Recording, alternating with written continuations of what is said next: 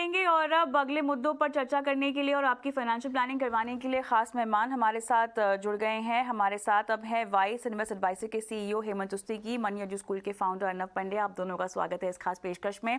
और आपके साथ हम सबसे पहले फिक्स डिपॉजिट के प्रति इक्विटी निवेशकों का जो रुझान कम होता हुआ दिखाई दे रहा है, या फिलहाल जो हम बढ़ती हुई ब्याज दरों का सिलसिला देख रहे हैं, धीरे धीरे बैंकों ने जो है कर्ज के रेट तो बढ़ाए हैं, डिपॉजिट की दरें भी बढ़ा रहे हैं। न सिर्फ इक्विटी निवेशक बल्कि ओवरऑल हम देख रहे हैं कि लोगों में फिक्स डिपॉजिट को लेकर रुझान थोड़ा सा कम दिखाई दे रहा है।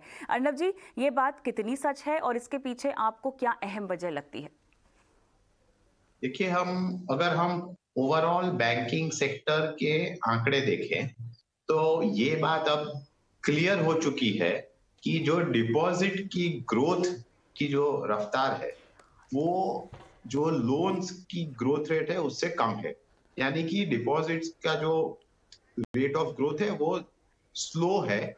और इसका मेरे हिसाब से एक मुख्य कारण यही है कि इवन दो आरबीआई ने दरें बढ़ा दी है 3-4 बार, उसके बाद बैंक्स ने धीरे धीरे इसे पास करना शुरू कर दिया है अपने डिपॉजिट रेट में।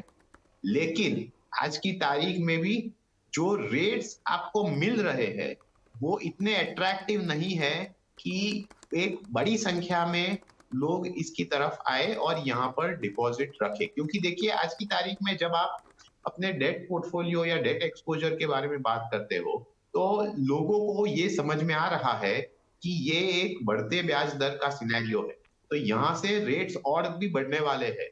तो इसीलिए आज की तारीख में कमिटमेंट टू लॉक इन कम है निवेशकों का, और इसीलिए आप देख रहे हैं कि इतना उत्साह आज की तारीख में नहीं है। अब धीरे धीरे करके आप देख रहे हैं कि स्पेसिफिक बैंक्स एक स्पेसिफिक टाइम पीरियड के लिए अच्छी ब्याज दरें की ऑफर धीरे धीरे करके ला रही है। लेकिन क्योंकि निवेशक ये एहसास कर रहा है कि आगे जाते हुए उसे और ज्यादा रेट्स मिलेंगी, इसीलिए वो आज की तारीख में मेरे हिसाब से कमिट नहीं कर रहा है बड़ी रकम इस प्रकार के निवेश।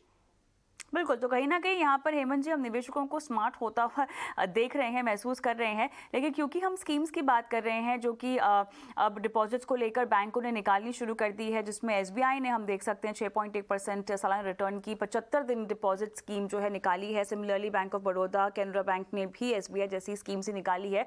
तो देखिए, पीएसयू बैंक यहाँ पर कहीं पीछे नहीं हटते हुए दिखाई दे रहे हैं हेमंत जी, लेकिन उसके बावजूद भी निवेशकों में कमिटमेंट को लेकर जो है ये एक नई चीज है जो हमें फिलहाल आती हुई दिखाई दे रही है।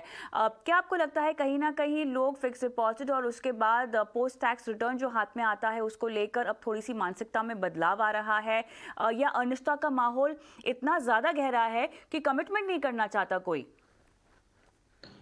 नहीं कविता, आई थिंक 2-3 इंपॉर्टेंट फैक्टर है। आपने बिल्कुल सही कहा कि banks, public sector bank specially कोशिश कर रहे हैं कि किस तरीके से जो बढ़ती ब्याज दरें हैं उनसे वो ज़्यादा डिपॉजिट जो है मोबिलाइज कर सकें। बट आई थिंक दो तरह के इन्वेस्टर हैं। देखिए कविता, अगर हम इक्विटी की बात करें, एक तो वो जो बॉर्डर लाइन केसेस हैं जो सोच रहे हैं काफ़ी समय से कि इक्विटी मार्केट में जाएं कि नहीं जाएं, और एक दूसरी तरफ वो इन्वेस्टर्स हैं जो ऑलरेडी इक्विटी मार्केट में हैं और इवन दो अनसर्टेनिटी होती है तो उनके लिए वापस मूव करना एफडी में मुझे लगता नहीं कि उनको लगता है कि वो एक अट्रैक्टिव प्रपोजिशन है। और ये भी बात सही है कि अभी और भी आगे जाके ब्याज दरें बढ़ने की उम्मीद है, तो ऑब्वियसली अगर जिनको जाना भी है तो वो थोड़ा वेट करेंगे। लेकिन इंपॉर्टेंट चीज़ हमें ये समझनी है कि हमने देखा कि पिछले कुछ सालों में ज़्यादा से ज़्यादा इन्वेस्टर जो हैं इक्विटी में वो एसआईपी से इन्वेस्ट कर रहे हैं। तो एक जो सबसे बड़ा डर होता था उनके दिमाग में इक्विटी में इन्वेस्ट करने का कि ये जो वॉलेटिलिटी का डर है, उनको ये समझ में आ गया कि अगर हम लॉन्ग टर्म के लिए इन्वेस्ट करें और सिस्टमैटिकली इन्वेस्ट करें तो जो एवरेजिंग का फायदा होता है उससे उन्होंने देखा है कि काफी अच्छे रिटर्न। और इस बार जब मार्केट में करेक्शन आया तो हमने देखा कि एसआईपी के नंबर्स कम नहीं हुए, ऐसा नहीं हुआ कि इन्वेस्टर्स को घबराहट हुई।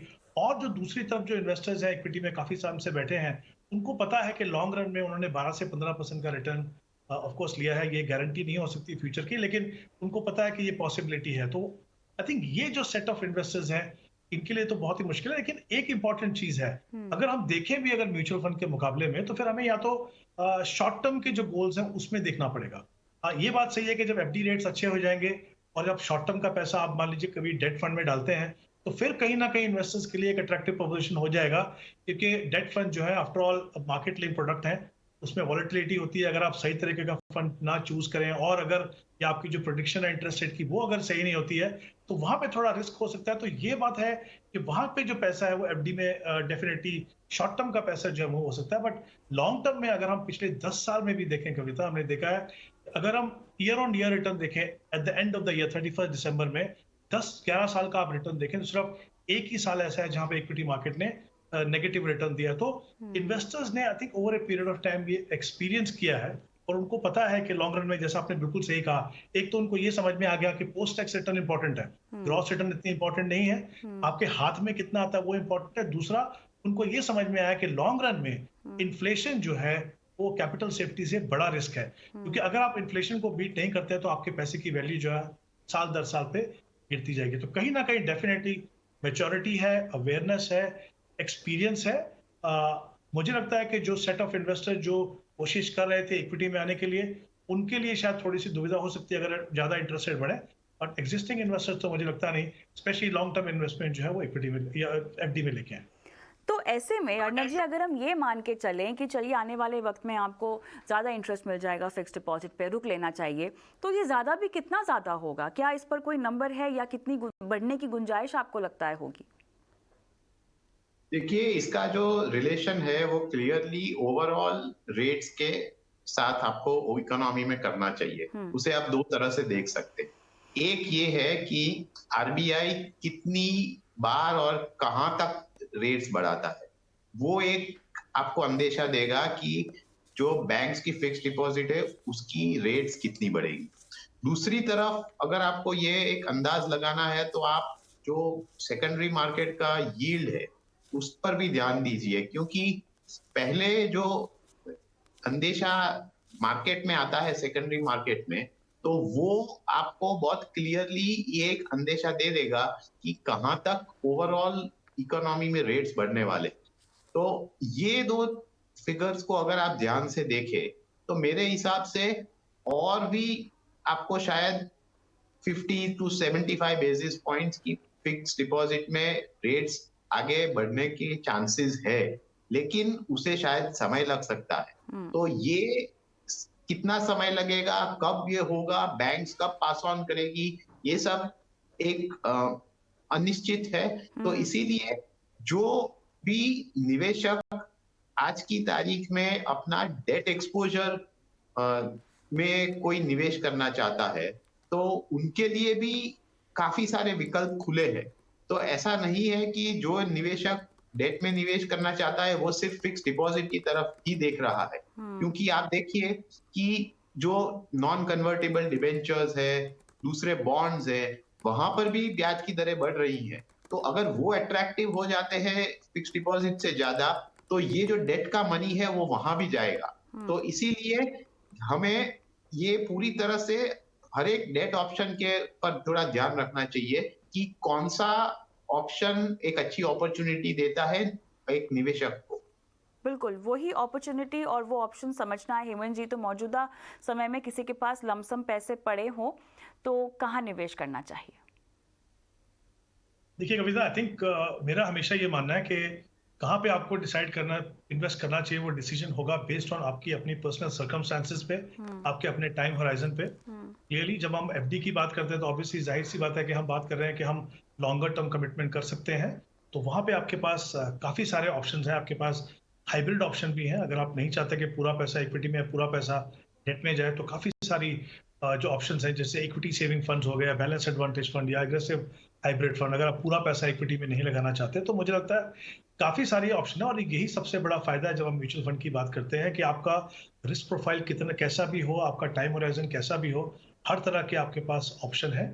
और मुझे लगता है कि सबसे अच्छी बात यह है क्योंकि इक्विटी में इन्वेस्ट करने के इतने सारे तरीके हैं, जितना प्रोपोर्शन आप डालना चाहें उसी हिसाब से आपको फंड मिलता है। तो मुझे लगता है थोड़ा सा ट्रेडिशनल ऑप्शन से अगर ज्यादा आगे, थोड़ा आगे बढ़ के देखें और पोस्ट टैक्स रिटर्न पे अगर ध्यान दें या पोटेंशियल को अगर बढ़ाने की कोशिश करें, तो काफी सारे ऑप्शन हैं मुझे लगता है म्यूचुअल फंड की तरफ से, जहां पे इन्वेस्टर अगर इन्वेस्ट करें तो जो लॉन्ग टर्म में इस तरह का हेल्दी रिटर्न आपको मिलना चाहिए वो वहां से मिल सकता है। चलिए, तो यहाँ पर हमने आपको बताया कि किस तरह से फिक्स डिपॉजिट को लेकर लोगों की, निवेशकों की मानसिकता में बदलाव आ रहा है। लेकिन देखिए, आपके पास कई सारे विकल्प हैं सरकारी बैंकों की तरफ से, अलग अलग ब्याज दरें और ऊंची ब्याज दरों की स्कीम्स खासतौर से फिक्स डिपॉजिट को लेकर लॉन्च की जा रही है।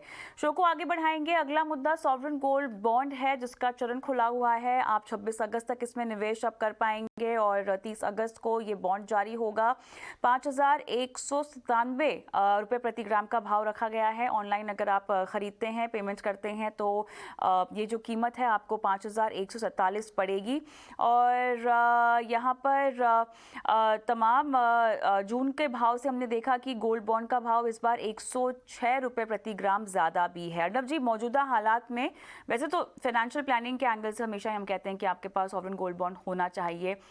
तमाम विकल्प जो हैं सोने में निवेश करने के, उनमें से सबसे बेहतर और उम्दा विकल्प ये है, इसका फ़ायदा आपको उठाना चाहिए। सवाल यहाँ पर यही होता है कि जब भी चरण आता है तो हर कोई यही देखता है कि पिछले चरण थोड़ा सा महंगा हो गया है, तो मौजूदा समय में चरण जो आते हैं, क्या उनमें निवेश करना चाहिए या पिछले वाले जो हैं उनमें निवेश करना चाहिए? और अगर पिछले वालों में करना चाहिए तो क्या वो सस्ता पड़ता है?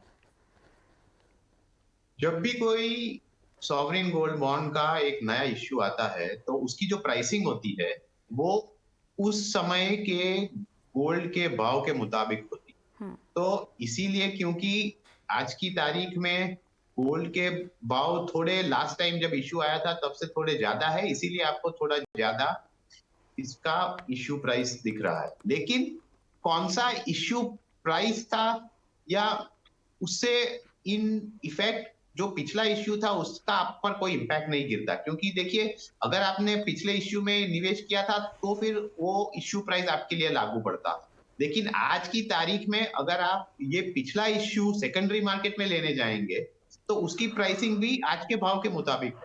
तो आज की तारीख में अगर आपको निवेश करना है, आपके पास दो विकल्प है, या तो एक नए इश्यू में जाए या सेकेंडरी मार्केट से ले। लेकिन नए इश्यू में बेनिफिट ये है कि आप डिजिटली करते हैं तो उसमें भी आपको एक 50 रुपीज का डिस्काउंट मिलता है, और फिर उसे आप एंड तक, मैच्योरिटी तक होल्ड करते हैं तो उसका कैपिटल गेन्स पर भी कोई टैक्स नहीं लगता। तो मेरे हिसाब से अगर आपके पास विकल्प खुला है इन टर्म्स ऑफ एक नया इश्यू, तो आपको ये देखना चाहिए कि gold as an asset class क्या मुझे कोई रिटर्न देता है। और इसमें मेरे हिसाब से जो सॉल्यूशन है वो बहुत सिंपल है। आप देखेंगे कि भारत में गोल्ड का जो भाव है उसके इम्पैक्ट का दो कारण होते हैं। एक होता है इंटरनेशनल प्राइस मूवमेंट और दूसरा होता है जो करेंसी फ्लक्चुएशंस होता है। तो वो क्योंकि भारतीय रुपी डेप्रिशिएट हो रहा है तो उससे आपके गोल्ड के निवेश में एक एक्स्ट्रा बूस्ट मिलता है। फॉर एग्जांपल, अगर हम देखें कि पिछले 10 साल में अगर आपने इंटरनेशनल गोल्ड के भाव देखे हैं तो उसमें CAGR 0.1% का ग्रोथ। लेकिन अगर उसी समय में आपने इंडियन गोल्ड प्राइसेस देखे हैं तो वो नियरली 4.5% का CAGR दे रहा है। इसी तरह से अगर आप 5 साल का फिगर देखें तो इंडियन प्राइसेस में ओवर 11% का CAGR आपको मिल रहा है, जबकि इंटरनेशनल प्राइसेस में उसका आधा है, जस्ट 6.3%। तो ये डिफरेंस सिर्फ इसीलिए है कि करेंसी आपकी डेप्रिशिएट हो रही है और इसका फायदा आपके गोल्ड प्राइसेस में हो रहा है। तो मेरे हिसाब से गोल्ड का exposure through sovereign gold bonds एक बहुत अच्छा विकल्प है, क्योंकि उसमें आपको एडिशनल इंटरेस्ट भी मिलता है और गोल्ड के प्रोस्पेक्ट्स में आपको रिटर्न भी मिलेगा। हेमंत जी, जब भी लोग सोने में निवेश करते हैं तो एक सेफ हेवन जैसी अपील की डिमांड तो रहती ही रहती है।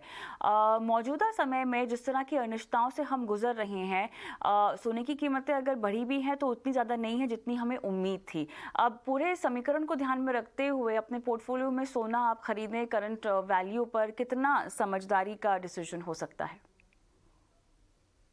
देखिए, हमेशा आई थिंक गोल्ड को अगर आप देखते हैं तो फिर asset allocation point of view से देखते हैं, या कुछ ऐसा भी पर्पस हो सकता है कि आप किसी कारण से गोल्ड को आप अगर एक्यूमुलेट करना चाहते हो, अगर जब तक आपके पास ये क्लैरिटी है कि आप किस कारण से गोल्ड ले रहे हो, तो फिर मेरा भी ये मानना है कि I think sovereign gold bond जो है वो सबसे बेहतरीन तरीका है।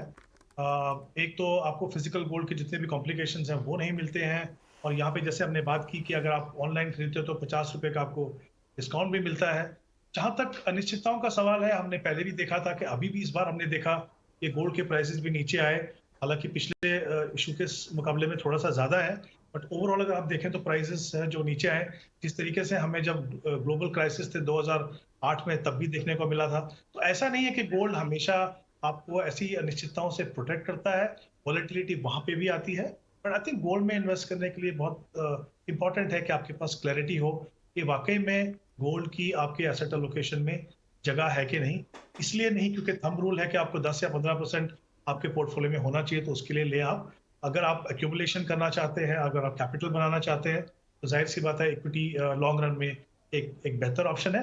बट अगर आप क्लियर हैं कि आप गोल्ड एक्यूमुलेट करना चाहते हैं किसी पर्पज के लिए, तो फिर ये सॉवरेन गोल्ड बॉन्ड जो है वो बहुत ही ऑप्शन है, क्योंकि अपार्ट फ्रॉम एवरीथिंग जो हमने डिस्कस किया, आपको 2.5% का इंटरेस्ट भी मिलता है, हालांकि वो टैक्सेबल है, और अगर आप 8 साल तक रखते हैं तो आपको कोई कैपिटल गेन भी नहीं देना। तो मुझे लगता है हर तरह से जितने भी ऑप्शंस हैं गोल्ड में इन्वेस्ट करने की, उसमें सॉवरेन गोल्ड बॉन्ड जो है बेस्ट ऑप्शन। ऑलराइट, चलिए, तो ये complete detail sovereign gold bond को लेकर, और इसी नोट पे हमें रुकना होगा एक छोटे से ब्रेक के लिए, क्योंकि ब्रेक के उस पार तमाम दर्शक हमारा इंतजार कर रहे हैं अपने सवालों के साथ। मैं ब्रेक पर जाऊं उससे पहले एक नंबर आपकी स्क्रीन पे फ्लैश हो रहा है जो हमारा व्हाट्सएप नंबर है। जी हाँ, आप अपने सवाल हमें इस नंबर तक पहुंचा सकते हैं, और सवाल इस नंबर पर आने के बाद हम हमारे शो पर लेंगे और हमारे एक्सपर्ट करेंगे आपकी लाइफ फाइनेंशियल प्लानिंग। मिलती हूँ आपको इस ब्रेक के बाद।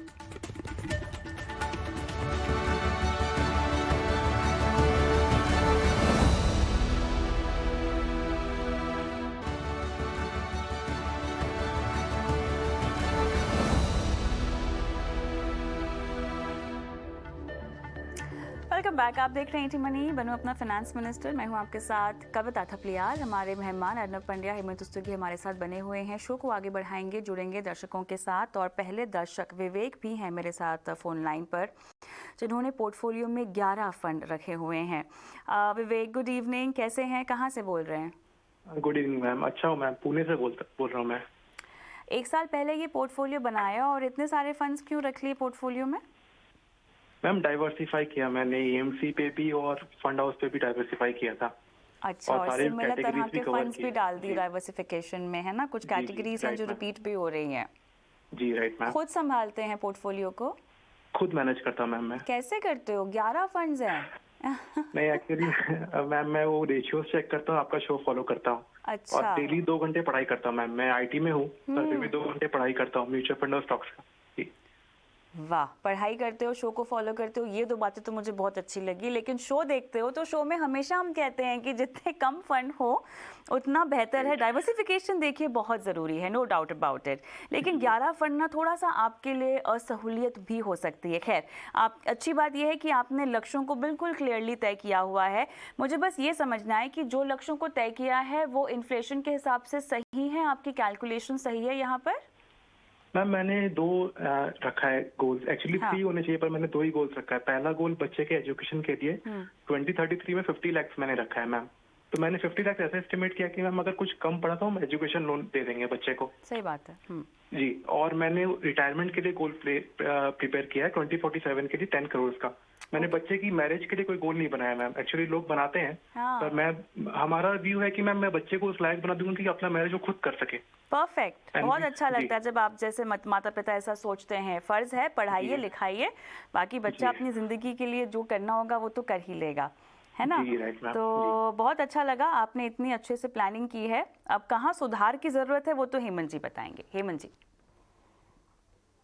जी कविता, आई थिंक सबसे पहले तो आई थिंक अच्छी बात यह है कि इन्होंने अपने गोल्स को पूरा डिफाइन किया, टाइम होराइजन बहुत क्लियर है, और स्पेशली अगर मैं रिटायरमेंट की बात करूं तो क्लियरली एविडेंट है कि उन्होंने इन्फ्लेशन को as of now at least consider किया हुआ है।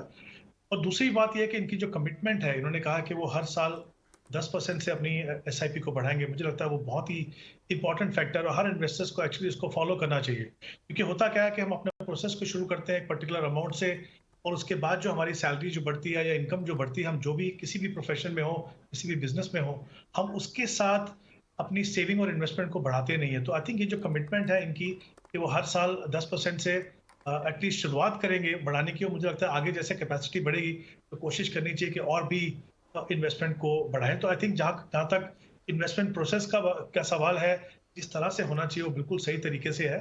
और क्योंकि लॉन्ग टर्म के गोल्स हैं, ऑब्वियसली इन्वेस्टमेंट जो है इक्विटी जैसी एसेट क्लास में होनी चाहिए, और वहां पे इन्होंने इक्विटी को चुना भी है। तो आई थिंक ये सब बिल्कुल सही है। तो पहले इनके गोल्स को देख लेते हैं हम।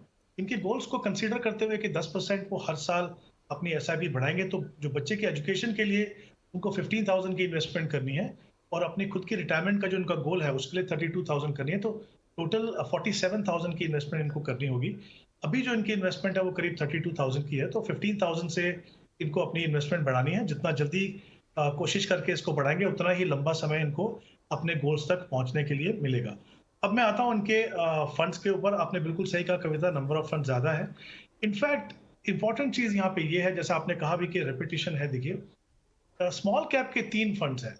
अब हम सभी जानते हैं कि स्मॉल कैप का जो यूनिवर्स है वो काफी बड़ा है, और उसमें काफी सारे स्टॉक ऐसे होते हैं जिनके बारे में हम ज्यादा जानते नहीं है, अंडर रिसर्च हो सकते हैं। तो अच्छी बात है कि आप 2 घंटे स्टडी करते हैं विवेक, और थोड़ी मेहनत करते हैं, बट 3 फंड के पोर्टफोलियो को अगर आप पूरा फॉलो करना चाहेंगे तो बहुत मुश्किल है। हालांकि आपका इन्वेस्टमेंट सिर्फ 6,000 रुपए है 32,000 से, तो I think in terms of allocation कोई इशू नहीं है। आपके पास 2 मिड कैप फंड है, एलोकेशन के हिसाब से कोई इशू नहीं है, बट कोशिश कीजिए कुछ फंड जहां पे ओवरलैपिंग हो उसको थोड़ा कम कीजिए। एक आपके पास सेक्टर फंड है, जनरली हम रिकमेंड नहीं करते सेक्टर फंड, स्पेशली ऐसे इन्वेस्टर्स के लिए जो मॉनिटर नहीं कर पाए। अच्छी बात है कि आप मॉनिटर करते हैं, दूसरी बात आप टेक फील्ड से है, तो आई एम श्योर आपकी अंडरस्टैंडिंग उसके बारे में ठीक होगी। तो थोड़ा सा कोशिश कीजिए कि इसको आप कंसोलिडेट कर सकें तो बेहतर होगा।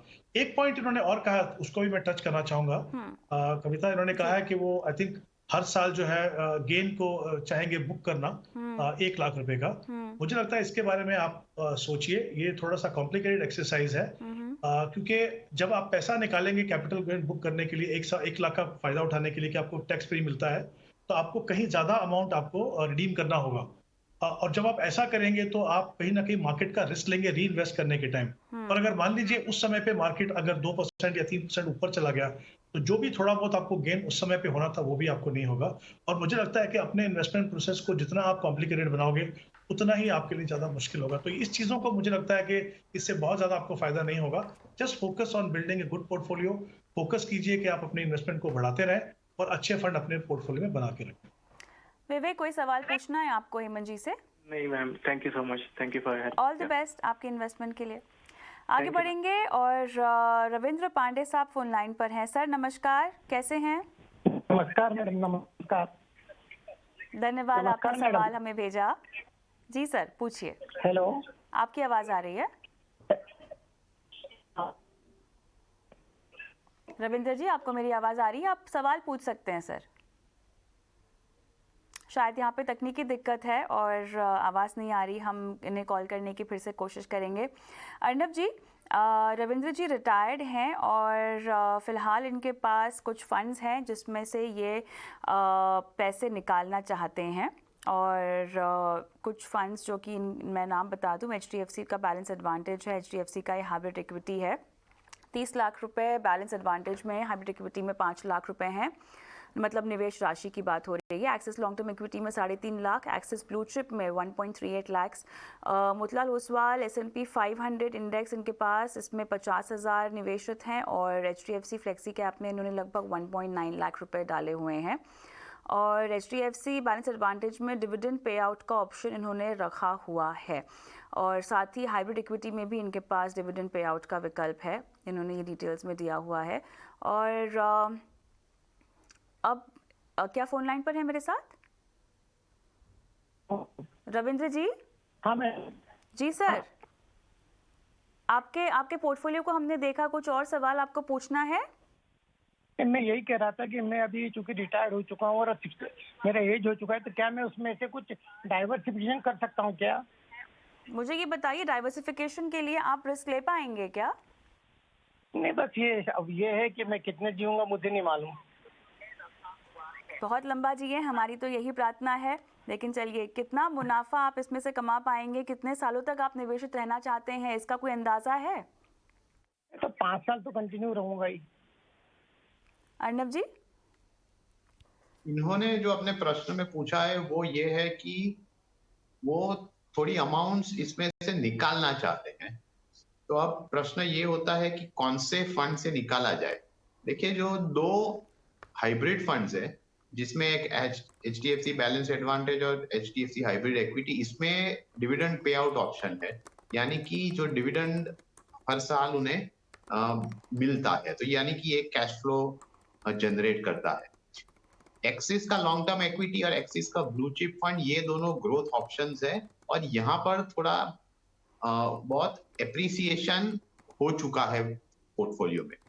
और जो बाकी के दो फंड्स है, उसमें से जो S&P का 500 इंडेक्स फंड है और HDFC का फ्लेक्सी कैप, यहाँ पर जो इनकी कॉस्ट प्राइस है उतनी उसी के आसपास NAV चल रही है आज की तारीख। तो मेरे हिसाब से अगर इनको पैसा निकालना है तो पहले तो इनको जो ELSS फंड है, एक्सिस का लॉन्ग टर्म इक्विटी, वहां से निकालना चाहिए, क्योंकि अगर इनका लॉक इन खत्म हो गया है तो ये यहाँ से निकाल सकते हैं, क्योंकि इन्हें ELSS फंड में रखने की कोई जरूरत नहीं, और यहाँ पर एप्रिसिएशन भी है उनके पास।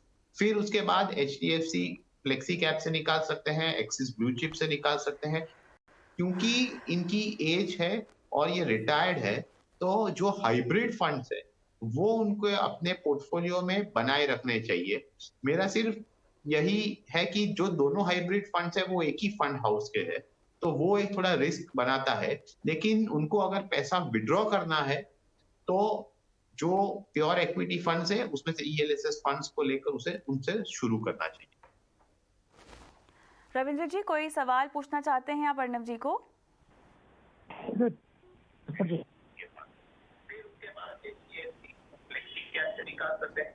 चलिए, वो आपकी सलाह अभी तक टीवी पर ही सुन रहे हैं और मेरे पास समय बीता जा रहा है। रविंद्र जी, आप ये शो एक बार फिर से YouTube पर देख सकते हैं, इनकेस आपको कोई सलाह समझ में नहीं आई हो।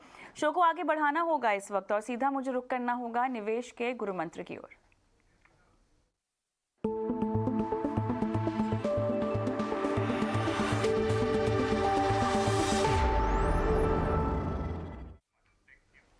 हेमंत जी, बताएं गुरु मंत्र क्या होगा आपका? कविता, मेरी एडवाइस है आज उन इन्वेस्टर्स के लिए जो इस प्रोसेस में है कि वो अपना रिटायरमेंट कॉर्पस बनाना चाहते हैं। मेरी सलाह उनको ये है यहाँ पे कि जो प्री रिटायरमेंट पीरियड है, जैसे 8 या 10 साल पहले रिटायरमेंट से, वो बहुत ही क्रूशियल है आपके इस प्रोसेस के अंदर, क्योंकि ये एक ऐसा फेज है जहाँ पे आपकी सेविंग और इन्वेस्टमेंट की कैपेसिटी सबसे ज्यादा होती है। और जनरली स्पीकिंग ज्यादातर इन्वेस्टर्स की उस समय तक जितने और रिस्पॉन्सिबिलिटीज हैं वो पूरी हो चुकी होती हैं। तो मैं ये चाहूंगा कि 8 से 10 साल पहले रिटायरमेंट से अपने take a stock of your portfolio, कितनी कैपेसिटी है, कितना आप इन्वेस्ट कर रहे हो, किस तरह का आपका एसेट एलोकेशन है, क्योंकि इस समय जो आप स्टेप लेंगे सही डायरेक्शन में, वो आपको मदद करेगा कि आप बहुत ही कंफर्टेबल और अच्छी तरीके से अपने रिटायरमेंट लाइफ को जी सकें। अर्णव जी, आप कोई भी निवेश कर रहे हो तो उसमें आप मल्टीपल गोल्स को भी शामिल कर सकते हैं। लाइक फॉर एग्जांपल, हम कोई भी निवेश करते हैं तो टैक्स के एंगल को जरूर देखते हैं, लेकिन अगर टैक्स एंगल के साथ, टैक्स की बचत के साथ अगर आपको कोई और गोल, यानी कि रिटायरमेंट गोल या कोई और गोल भी साथ में शामिल हो, तो ये अच्छा रहता है। तो मल्टीपल गोल्स एक ही इन्वेस्टमेंट के साथ अगर आप अचीव कर पाए तो वो एक अच्छी बात है, उस पर थोड़ा ध्यान दीजिए, सिर्फ एक ही दिशा में मत देखिए। चलिए, निवेश के गुरु मंत्र के बाद आगे बढ़ते हैं। सुशांत पॉल हमारे साथ फोन लाइन पर हैं, जो कि हेमंत जी से सवाल पूछना चाहेंगे। सुशांत, गुड इवनिंग, कहाँ से बोल रहे हो? हम वेस्ट बंगाल से, वेस्ट बंगाल का कुछ बिहार नाम का एक डिस्ट्रिक्ट है, उस डिस्ट्रिक्ट से बोल रहे हैं। अच्छा, बहुत बढ़िया। तो ये बताएं हमें, ये पोर्टफोलियो आपने कब से बनाया है? 2 साल लगभग हो गया मैडम। और 1 करोड़ ही आपको चाहिए 20 साल में, है ना? हाँ, 20 साल में हमको 1 करोड़ चाहिए। ऑलराइट, हेमंत जी, करोड़पति बनने का सुशांत का सपना क्या पूरा होगा इस पोर्टफोलियो से? जी, इससे तो शायद नहीं होगा, लेकिन फॉर्चुनेटली इनके पास काफी समय है। इन्होंने कहा कि इनके पास 20 साल का समय है वहां तक पहुंचने के लिए। तो अगर हम 12% का एनुअलाइज रिटर्न मान के चलें तो करीब 10,000 रुपए इनको इन्वेस्ट करने होंगे 20 साल में करोड़पति बनने के लिए। अभी जो इनकी इन्वेस्टमेंट है वो 5,000 की है, तो जाहिर सी बात है कि इनको अपनी इन्वेस्टमेंट जो है वो 5,000 से बढ़ानी होगी, और जितना जल्दी बढ़ाएंगे उतना ही लंबा समय अपने आप को दे पाएंगे वहां तक पहुंचने के लिए। अब अगर हम इनके फंड्स की बात करें, देखिए इनके पास 5,000 की इन्वेस्टमेंट के लिए 6 फंड है। मुझे लगता है फिर से ये ऐसा केस है जहाँ पे ओवर डाइवर्सिफिकेशन है पोर्टफोलियो में। कहीं ना कहीं इनको पोर्टफोलियो को थोड़ा कंसोलिडेट करने की ज़रूरत है। इनके पास 3 फंड हैं जहाँ पे कुल मिला के वो 2000 रुपये इन्वेस्ट कर रहे हैं। एक SBI का मल्टी कैप फंड है, एक SBI का स्मॉल कैप फंड है और एक टाटा डिजिटल फंड है। मुझे लगता है ये तीनों में अगर आप अपनी SIP को बंद करें, उसके बदले में एक मल्टी कैप फंड लें, Nippon India multi cap fund, वहां पे ये 2000 रुपये इन्वेस्ट करें। देखिए क्या होगा, मल्टी कैप फंड में 25% एलोकेशन तीनों सेगमेंट में जाना जरूरी है। तो इनको स्मॉल कैप में भी मिलेगा एक्सपोजर, मिड कैप में भी मिलेगा और एक कहीं बेहतर फंड मिलेगा। तो मैं चाहूंगा कि ये एक बदलाव करें और जैसा मैंने कहा जितना जल्दी हो सके कोशिश करें कि अपनी इन्वेस्टमेंट को बढ़ाएं ताकि अपने लक्ष्य तक पहुंच पाए। आगे बढ़ूंगी मैं। आरिफ हमारे दर्शक फोन लाइन पर हमारे साथ हैं। आरिफ, आपका सवाल मेरे पास है लेकिन मेरे पास समय की बहुत कमी है। अर्नब जी सीधा सलाह पर जाएं। जी, मेरे हिसाब से अगर इनको अपने लक्ष्य को अचीव करना है तो 20,000 पर मंथ का इनको निवेश करना चाहिए। तो जितनी भी रकम आज डाल रहे हैं उससे वो ये थोड़ी ज्यादा है तो उसको बढ़ाए। और इनका जो दूसरा प्रश्न ये था कि एक एग्जिस्टिंग पोर्टफोलियो कैसा है, मेरे हिसाब से एग्जिस्टिंग पोर्टफोलियो में स्कीम्स अच्छी है, उसमें कंटिन्यू कीजिए, उन्हीं फंड्स में निवेश बढ़ाइए। और तीसरा उनका जो प्रश्न था वो ये था कि एक वो टैक्स सेवर फंड के बारे में सोच रहे हैं, तो उस हिसाब से वो कोटा टैक्स सेवर को अपने पोर्टफोलियो में जोड़ सकते हैं क्योंकि एक अच्छा फंड है, consistent performer over a longer period of time. Arif, कोई सवाल पूछना चाहते हैं आप अर्नब जी से? वैसे तो आपके सारे सवालों के जवाब दे दिए गए हैं। कविता जी, एक फंड के बारे में डाउट है, DSP मिड कैप, उससे मैं सेटिस्फाई नहीं हूँ। अर्नब जी, देखिए मिड कैप एक ऐसा सेगमेंट है जहां पर वॉलेटिलिटी बहुत होती है और स्टॉक सिलेक्शन इंपॉर्टेंट होता है। तो over a longer period of time अगर आप देखें तो ये एक कंसिस्टेंट फंड रहा है। शॉर्ट टर्म में आपको कई और फंड्स दिखेंगे जो अच्छा परफॉर्म कर रहे हैं, लेकिन हर एक फंड की एक साइकिल होती है। तो मेरे हिसाब से ये फंड अच्छा है, आपको उसे समय देना चाहिए परफॉर्म करने के लिए। तो इसीलिए ये अगर आप पोर्टफोलियो में जारी रखते हैं तो कोई तकलीफ नहीं। चलिए आरिफ, ऑल द बेस्ट आपके इन्वेस्टमेंट के लिए। और इसी के साथ हेमंत जी आपका, अर्नब जी आपका बहुत बहुत धन्यवाद समय निकाल दर्शकों की फाइनेंशियल प्लानिंग की। मुझे भी आज शो पर इजाज़त दे, लेकिन एक व्हाट्सएप नंबर जो कि हमारा एक्सक्लूसिव व्हाट्सएप नंबर है आपकी स्क्रीन पर आ रहा है, और चाहें तो लिखित रूप में हमें अपना सवाल आप व्हाट्सएप पर भेज सकते हैं, या तो आप वीडियो रिकॉर्ड कर सकते हैं अपने सवाल की और वो वीडियो आप इस व्हाट्सएप नंबर पर हमें भेज सकते हैं। दीजिए इजाज़त, नमस्कार।